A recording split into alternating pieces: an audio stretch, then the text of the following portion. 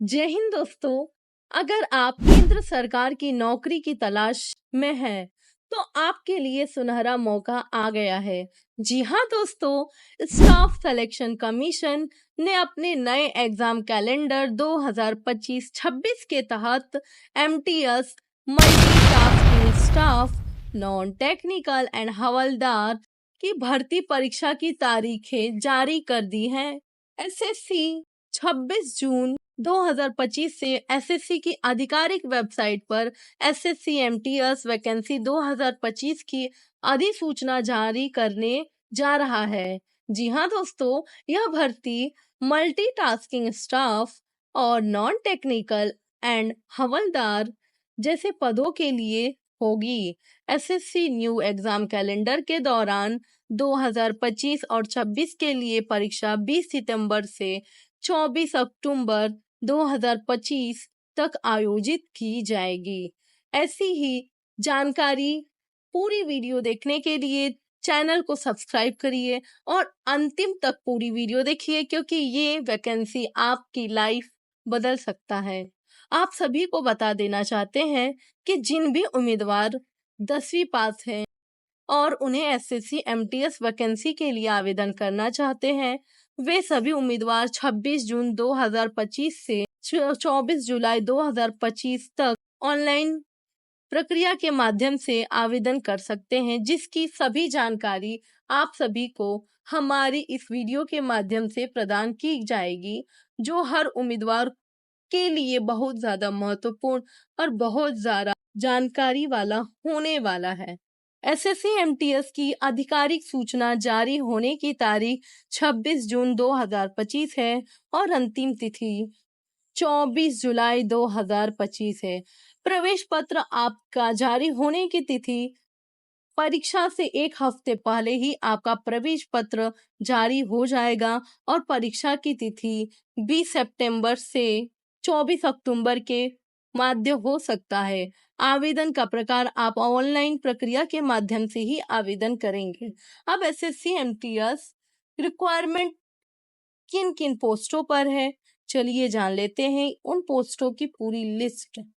हवलदार, चौकीदार, sleeper, gardener, clerk, जमानदार, junior Gestetner operator and PO, इन सभी पोस्टों के लिए अगर आप भी इन सभी पोस्टों के लिए आवेदन करना चाहते हैं या फिर आपको इन पोस्टों की वैकेंसी के लिए आप इंटरेस्टेड हैं, तो तुरंत आप आवेदन करें। आप एसएससी एमटीएस के दौरान अब आपकी एलिजिबिलिटी क्राइटेरिया क्या होगी? आपकी एलिजिबिलिटी क्राइटेरिया 1/8/2025 तक 18 से 27 वर्ष अपेक्षा होनी चाहिए, यानी कि आप 18 से 27 वर्ष के उम्मीदवार इस भर्ती के लिए आवेदन कर सकते हैं। सरकारी नियमों के अनुसार आरक्षित श्रेणियों के लिए ऊपरी आयु सीमा में अधिक छूट दी जाएगी और उपलब्ध भी होगी। अब आपका एजुकेशन क्वालिफिकेशन क्या होना चाहिए? किसी भी मान्यता प्राप्त बोर्ड से मैट्रिकुलेशन यानी कि आप 10वीं पास होने चाहिए और नेशनैलिटी यानी कि आप निवासी इंडियन होने चाहिए, यानी कि भारत के नागरिक होने चाहिए। अगर आप आउट ऑफ कंट्री के पीपल हैं तो आप इस भर्ती के लिए आवेदन नहीं कर सकते। अदर एलिजिबिलिटी क्राइटेरिया के दौरान कोई भी व्यक्ति भारत सरकार के अधीन रोजगार के लिए अयोग्य नहीं होना चाहिए। उम्मीदवार को नैतिक पतन से जुड़े और किसी भी अपराध का दोषी नहीं ठहराना जाना चाहिए, यानी कि आपका क्रिमिनल कोई भी केस पुलिस की कार्रवाई में नहीं होना चाहिए, पुलिस चौकी में आपका नाम दर्ज नहीं होना चाहिए। रिलैक्सेशन के दौरान सरकारी नियमों के अनुसार आरक्षित श्रेणी के लिए ऊपरी आयु सीमा में अधिक छूट उपलब्ध है। सरकारी नियमों के लिए अनुसार श्रेणी के लिए ऊंचाई और छाती के मानकों में छूट उपलब्ध है।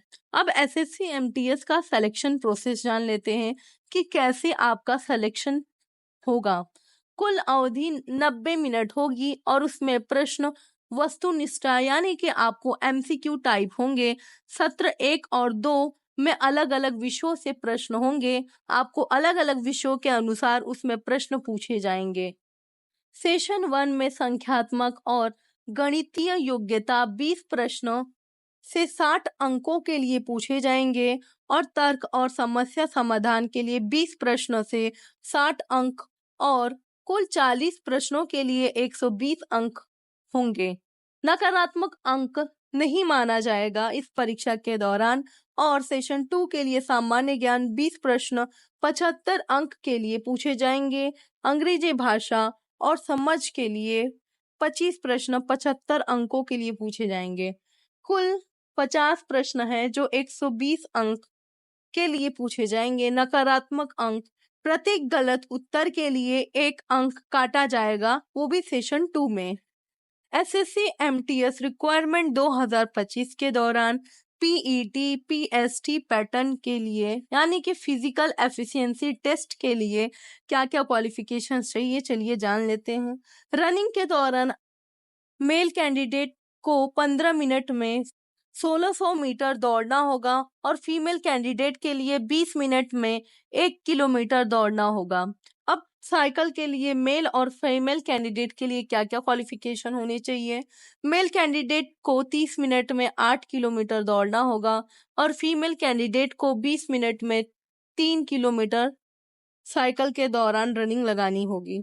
स्टैंडर्ड फिजिकल स्टैंडर्ड टेस्ट के दौरान मेल कैंडिडेट की हाइट 157.5 सेंटीमीटर, गढ़वाली, असीमित, गोरख और अनुसूचित जनजातियों के सदस्यों के मामले में 5 सेंटीमीटर तक की छूट दी जा सकती है और चेस्ट बिना फैलाए 76 सेंटीमीटर, न्यूनतम विस्तार 5 सेंटीमीटर तक का होगा और फीमेल कैंडिडेट के लिए 152 सेंटीमीटर, गढ़वाली और असीमित, गोरखाओं और अनुसूचित जनजातियों के सदस्यों के मामले में 2.5 सेंटीमीटर की छूट दी जा सकती है और उनका वेट 48 किलोग्राम, गढ़वाली, असीमित और गोरख और अनुसूचित जनजातियों के सदस्यों के मामले में 2 किलोग्राम तक की छूट दी जा सकती है।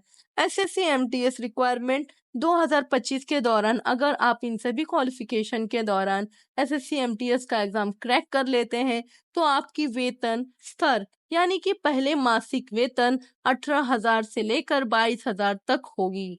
ग्रेड वेतन 1800 और HRHT आदि जैसे अतिरिक्त भत्ते की वेतन भी शामिल है।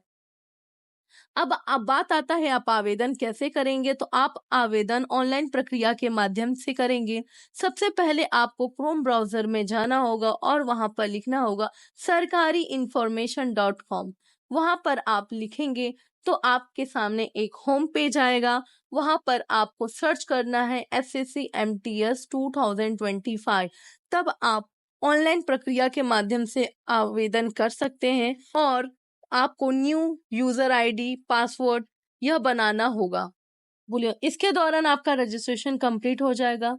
रजिस्ट्रेशन होने के बाद आपका लॉगिन डिटेल प्राप्त आपको हो जाएगा, जिसके माध्यम से आप लॉगिन करना होगा और जिसके बाद आपके सामने एप्लीकेशन फॉर्म ओपन हो जाएगा और जिसमें मांगे गए सभी जानकारी आपको सही सही भरना होगा और आवश्यक दस्तावेज जैसे कि फोटो, हस्ताक्षर आदि को अपलोड करना होगा और अंत में आवेदन शुल्क का ऑनलाइन भुगतान करना होगा। याद रहे अगर आप फीमेल कैंडिडेट है तो आपको 1 रुपया भी इस भर्ती के दौरान नहीं लगेगा एप्लीकेशन फॉर्म के लिए।